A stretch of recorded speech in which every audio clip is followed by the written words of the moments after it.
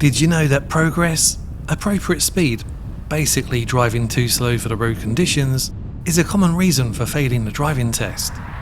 Here's a quick overview of this potential serious driving fault and how not to fail your driving test for it. There are situations when driving slower than the speed limit is essential. For example, tight roads and sharp bends.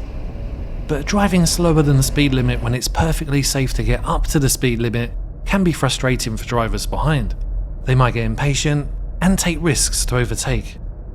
Persistently and unnecessarily driving too slowly can result in a driving test foul.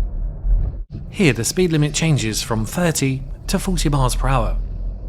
Some new drivers don't notice the change in speed limit and continue to drive at 30, which, considering the road and traffic conditions, is too slow.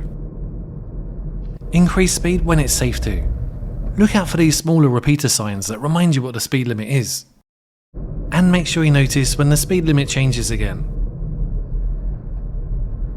But don't forget, it's not always safe to drive at the speed limit, so make sure you drive slowly when you need to. Watch this video next to find out what the #1 reason is for failing a driving test. Thanks a lot for watching, please subscribe if you haven't already, and in the meantime, keep safe on the road, and bye for now.